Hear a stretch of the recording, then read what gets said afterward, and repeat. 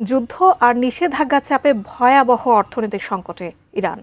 ইতিহাসের সর্বনিম্ন পর্যায়ে নেমেছে দেশটির মুদ্রার রিয়ালের মান, আর লাগামহীন মূল্যস্ফীতিতে কয়েক মাসেই দ্বিগুণ থেকে 6 গুণ বেড়েছে নিত্যপণ্য ও জীবন রক্ষাকারী ওষুধের দাম। 1 কেজি মাংস কিনতেও গুনতে হচ্ছে কোটি কোটি রিয়াল। এ নিয়ে বিস্তারিত জানাচ্ছেন সাদিয়া সিদ্দিকা। আন্তর্জাতিক নিষেধাজ্ঞার চরম ধাক্কা আর যুদ্ধের উত্তাপে ইতিহাসের সবচেয়ে তলানিতে ঠেকেছে ইরানের মুদ্রা রিয়ালের মান। মুদ্রাবাজারে এখন প্রতি 1 মার্কিন ডলারের বিপরীতে রিয়ালের বিনিময় মূল্য নেমে এসেছে প্রায় 20,21,950 রিয়ালে। দীর্ঘদিনের মার্কিন ও আন্তর্জাতিক অবরোধ, পরমাণু কর্মসূচি নিয়ে চাপ, উচ্চ মূল্যস্ফীতি এবং চলতি বছরের 28 ফেব্রুয়ারি শুরু হওয়া সংঘাত দেশটির 9,20,00,000 মানুষের জীবনযাত্রাকে পুরোপুরি ওলটপালট করে দিয়েছে।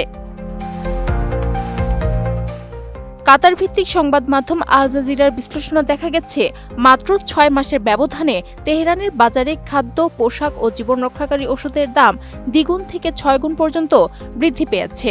যুদ্ধের আগে যে 20 লাখ রিয়াল দিয়ে প্রায় 4 কেজি টমেটো, আধা কেজি মুরগির মাংস এবং 1 লিটার রান্নার তেল কেনা যেত, এখন সেই একই টাকায় তার অর্ধেকেরও কম পণ্য হাতে পাওয়া যায়।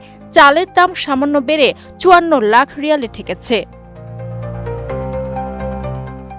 কোয়ালিটি সম্পন্ন আন্তর্জাতিক মানের still bar CSRM, committed for better still.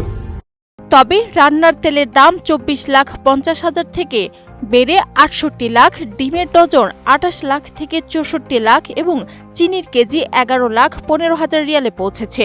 মাংসের বাজারেও বড় ধাক্কা লেগেছে। গরুর মাংস 1,35 লাখ থেকে বেড়ে 1,75 লাখ এবং মুরগির মাংস 42 লাখ থেকে বেড়ে 73 লাখ রিয়াল হয়েছে। এছাড়া টমেটোর কেজি 16,10,000, কমলার কেজি 23 লাখ এবং শসার কেজি 10,50,000 রিয়াল দিতে হচ্ছে।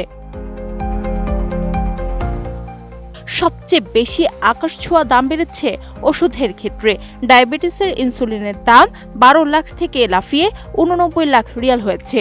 শিশু খাদ্যের দাম 82 লাখ থেকে বেড়ে ঠেকেছে 1,60,00,000 রিয়ালে। ব্যবসায়ী ও সাধারণ মানুষের অবস্থাও একই রকম করুন। বর্তমানে বাংলাদেশি মুদ্রায় 1 টাকার মান ইরানে প্রায় 11,240 টাকা। ইরানের এই বাজারের দরপতনের চিত্র দেখা গেছে তেহরানের এক পোশাক ব্যবসায়ী জামিলের কাছে। তার বিক্রি গত বছরের তুলনায় 40% কমে গেছে। কাঁচামাল, পরিবহন ও শ্রমিকের মজুরি বাড়ায় শীতের আগেই বহু ব্যবসায়ী দেউলিয়া হয়ে দোকান বন্ধ করতে বাধ্য হবেন বলে তিনি আশঙ্কা প্রকাশ করেছেন। চলতি ইরানি বর্ষপঞ্জি অনুযায়ী সরকারের নির্ধারিত সর্বনিম্ন মাসিক মজুরি মাত্র 16,60,00,000 রিয়াল বা মাত্র $82। সরকারি ভাতা ও অন্যান্য সুবিধা যোগ করলেও আয় 22 কোটি রিয়ালের কম বা প্রায় $108 আশেপাশে থাকে।